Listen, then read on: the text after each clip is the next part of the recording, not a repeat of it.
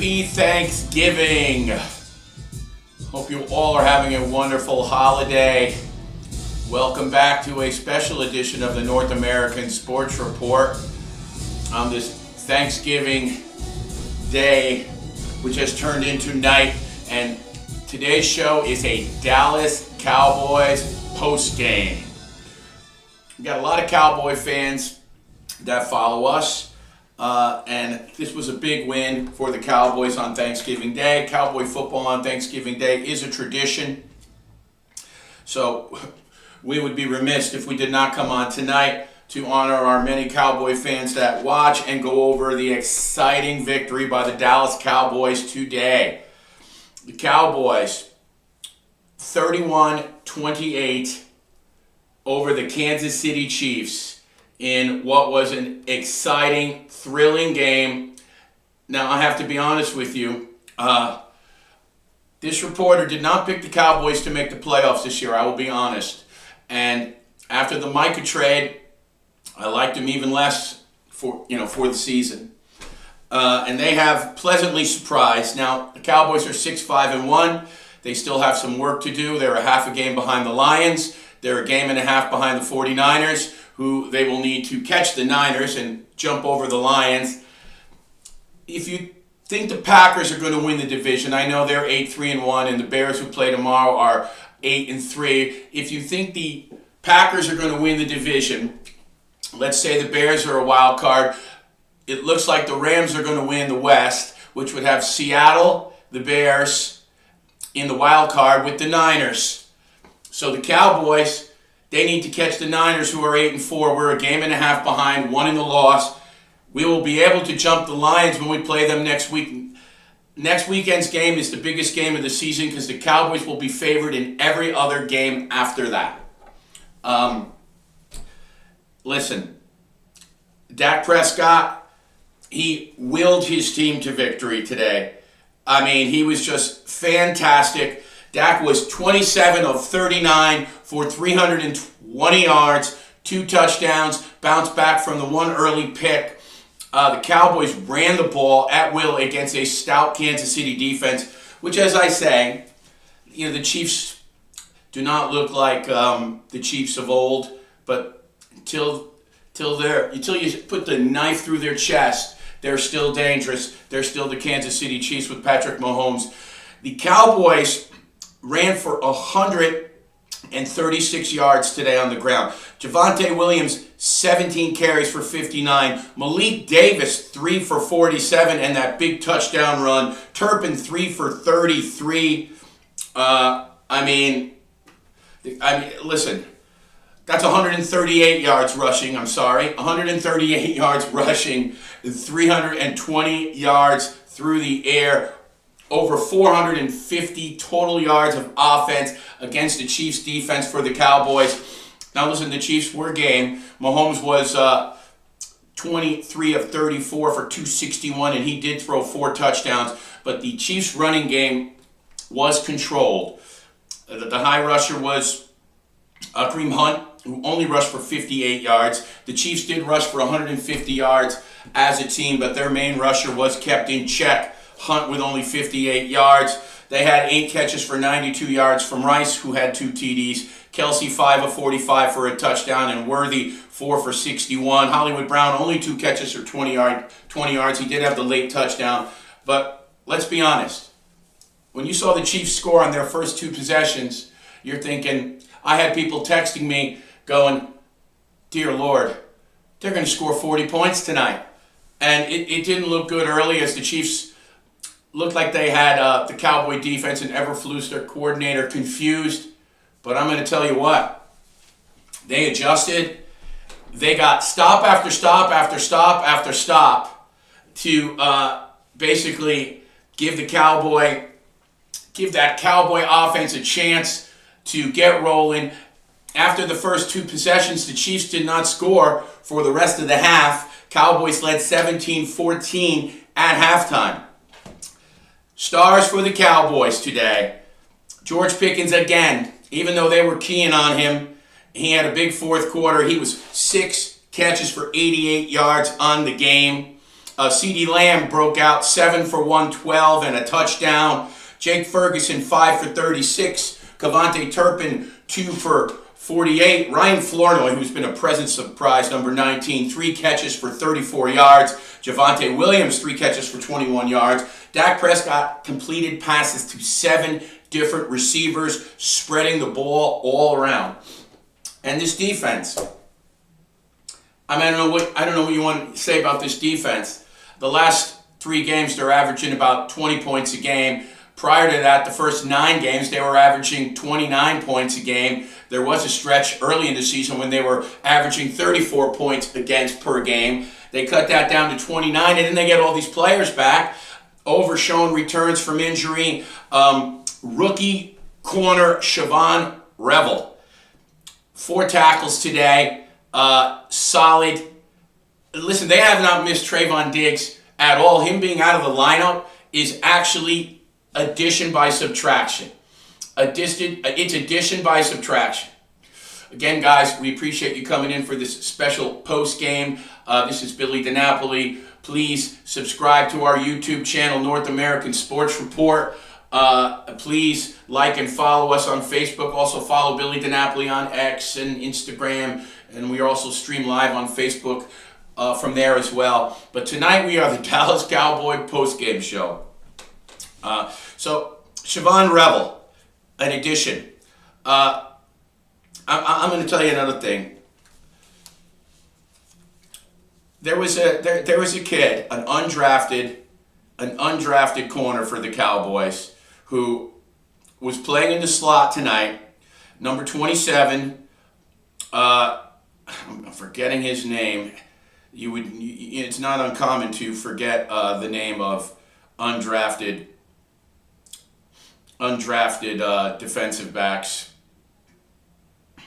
Let me find him, because this kid, Reddy Stewart is an undrafted rookie, and he is playing out of his mind at corner. He had a fantastic game. Remember, they were missing Kalen Carson, the second-year man out of Wake Forest, and he stepped in and did a fantastic job.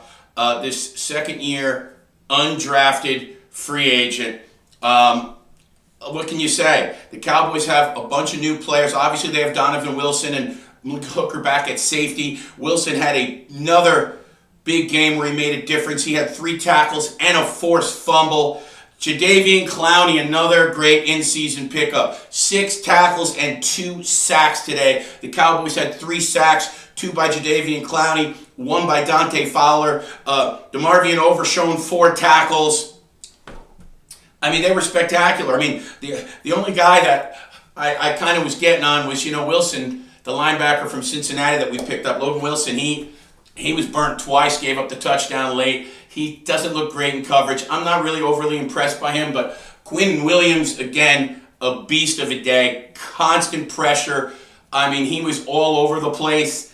I'm going to tell you something. He didn't show up as much on the stat sheet. He had two tackles and 2 assists as well. So he was in on 4 tackles, but you saw constant pressure by him. He was all over the place. The Cowboys are now stout against the run. The Cowboy defense is actually better than they were last year with Micah Parsons. They're better. And listen, Micah's balling out. He had 2.5 sacks today for Green Bay. Nothing against Micah. As much as I killed Jerry Jones, he has made the right moves.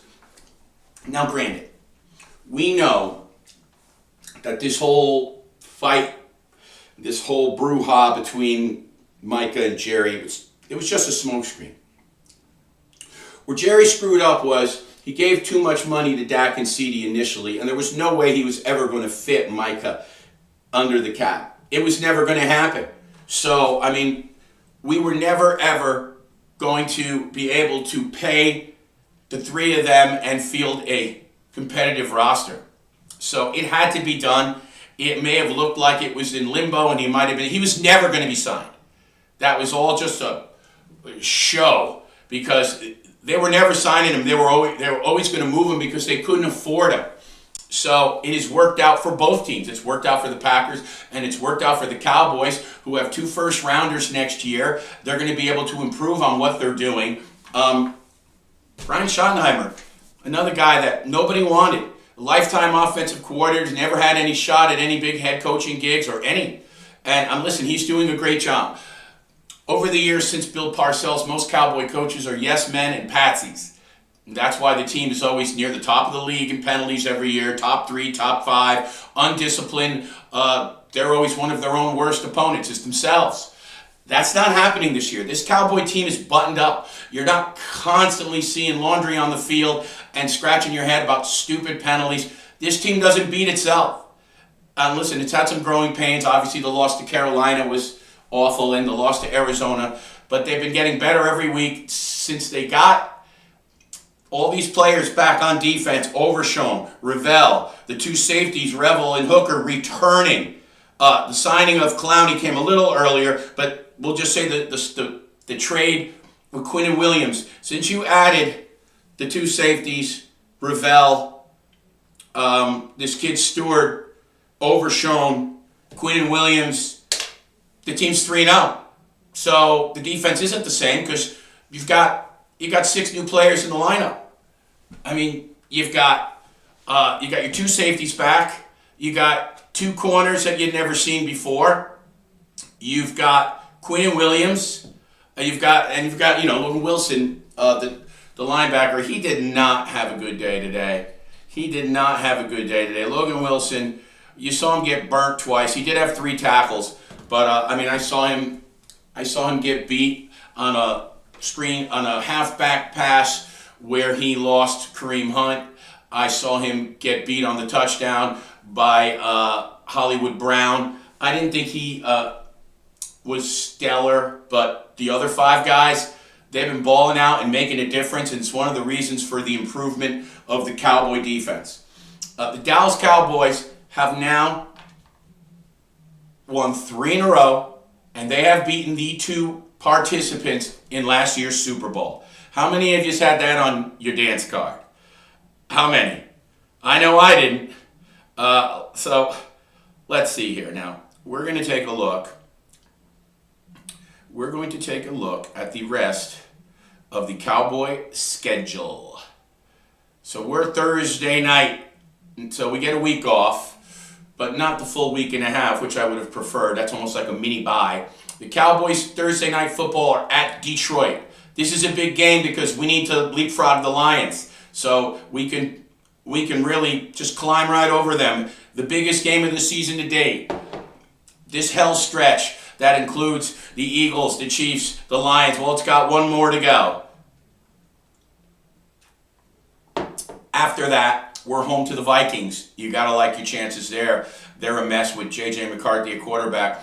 You will have a tough game at home against the Chargers. You have the Vikings on the 14th. You have the Chargers on the 21st. So the Cowboys play Thursday the 4th. And then that Vikings game is, let's see, that Vikings game is a Sunday night, 8:20. Sunday night football on NBC, 8:20. The Cowboys hosting the Vikings. Then it's home for the Chargers, 1 p.m. Sunday the 21st. And then it is at Washington and at the Giants. Christmas Day, 1 p.m. they play at the Commanders. And then it's at the Giants, January 4th. So listen, the Lions and the Chargers are seemingly your toughest opponents left. I don't know if the Commanders will have Jaden Daniels back by then, but the way their defense has been playing, the Cowboys are going to be favored in every single game except the Lion game from here on out. And like I said, you had to love what you saw from them today. Pickens has been just a steal by Jerry Jones, just a steal. I mean, you got him for nothing. I wonder what the Pittsburgh Steelers are thinking watching him ball out. I have to say, very, very pleasantly surprised by this team. Listen, I'm not locking us up to do anything, but this season has shown you that you might have the right head coach for the job, which I didn't think so. This guy's looking good. His play calling in the fourth quarter, the old Dallas Cowboys would have handed that sucker off, trying to kill the clock and punted it back. They were aggressive. They threw the ball for first downs. They knew they didn't want to give the ball back to Mahomes. They were aggressive. They threw the ball, and they didn't give the ball back to Mahomes. They got the job done, and they closed the game out, which was very impressive. That's coaching, my friends. That's coaching. Brian Schottenheimer, he did not get conservative. He called the plays. He knows that he's got advantages with Pickett and Lamb. He used them. They got first downs. They ran the ball well all game, and they got it done. They closed it out. Now the Chiefs are in the AFC. 6-6 ain't looking good. Not looking good for them. And I was more than happy to just dig that hole a little deeper for Kansas City. Anyway, it was a great win for the Cowboys. Before we go, we will touch on the Packers defeating the Detroit Lions today, 31-24. That actually helps us because we want to leapfrog the Lions, and now we are a half game away from doing that. No matter what happens with the Cowboys, at least you can see that you have a prolific offense. Your defense is improving. You have draft stock. Looks like you have the right coach in place. These are a lot of positives that, let's be honest, Cowboy fans, none of us envisioned this. None of us envisioned this happening at the beginning of the season, especially after the Micah trade. But you know what? That's what makes the NFL great. Sometimes you just never know. Jordan Love had a big day for the Packers today. 18 of 30, 234 yards, 4 touchdowns, no picks. Jacobs, 17 carries for 83 yards on the ground. They only ran it for 100 yards. Listen, they had all their receivers back. I mean, Christian Watson had 4 catches for 80 yards and the big, deep touchdown. Dobbs also had a touchdown. And listen, they did what needed to be done. The Lions were game. They rallied. Goff was 20 of 26, 256, 2 TDs. He was sacked 3 times. 2.5 of those were Micah Parsons. The Lions ran the ball for 125 yards. It was a tight game. But when the Packers needed to get the stop, there was Micah with the big sack. 31-24, and the Packers now 8-3-1, a half game up on the Bears, who will play the Eagles tomorrow. Listen, I don't know how you guys feel about it, but I'm kind of fine with the Packers winning the division. I like our chances chasing down Chicago. I think that they've played a little over their head. And listen, the Niners, Brock Purdy, he has not been stellar. 4 picks in his last game. They're all banged up on defense. Granted, their schedule's not very difficult, but I like the Cowboys' chances if they continue to play the way they're playing. The Cowboys, I'm not saying they have to run the table. I think if the Cowboys finish 10-6-1, I think they would finish ahead of Detroit, and there is a chance that either Chicago or the Niners, I'm not saying it's a great chance, but there is a chance that one of those 2 teams can finish 10-7. It's definitely, not a long shot. I'd say it's probably a 45% chance of that happening. Obviously, if the Cowboys run the table and they finish 11-5-1, and I know that's getting a little crazy, but if they keep playing the way they're playing, it's possible. I would think the Cowboys will probably stumble somewhere. 10-6-1, though, might still get you in. So, Cowboy fans, we're going to be rooting against whoever that wild card team is in the North, whether it's the Packers or the Bears. I think it will be the Bears. I think the Packers will end up winning that division, as I did pick at the beginning of the season. I think that you'll be chasing the Niners, you'll be chasing Chicago, and you'll be chasing the Lions, obviously, but if you beat the Lions next week, you could put them in the rearview mirror, at least temporarily. So that's what we're looking at, Cowboy fans. I hope you guys had a great Thanksgiving.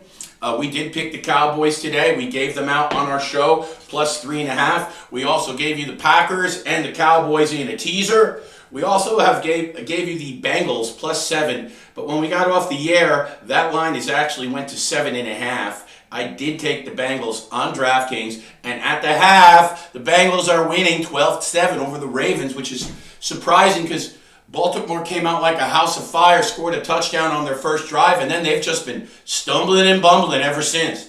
The Bengals have had chances, but it's been 4 field goals. They haven't been able to punch it in. Burrow's first game back, obviously. So we did give you the Bengals, which is now I gave it out at +7. I did put it in on my DraftKings at 7.5. And we have the Ravens and Eagles in a teaser, meaning all the Ravens have to do is win by 1 point. And I could still cover on both angles with Cincy and Baltimore. But we're 2-0 so far today in the NFL, and we'll take that for now. We hope everybody has a great Thanksgiving. Thanks for tuning in to this special Dallas Cowboys post-game. A great showing by the Cowboys. And they head to Detroit next Thursday for a big, big game. I know you Cowboy fans are excited. We'll be back on Saturday morning. We have a big Saturday of college football. Lots of big games with big implications. We'll go over some NBA and NHL too. We'll get to some of that, but Saturday will be mostly a big college football slate. We did give out some college football games we'd like for tomorrow. You got Ole Miss playing tomorrow, which is big. I did give out North Texas and Utah in a teaser, and I gave out actually Memphis tonight, who is playing Navy, and they're losing 21-17 in the fourth quarter. It's still 9.5 minutes left. Well, we'll see what happens there. Anyway, you guys have a great rest of your holiday, Black Friday tomorrow. Hope you had a wonderful Thanksgiving. This is Billy DiNapoli in the North American Sports Report with a special Dallas Cowboy postgame. Hope you enjoyed the info. Don't forget to subscribe to our YouTube channel, North American Sports Report, and like and follow us on Facebook. I'm out of here. You guys have a great night.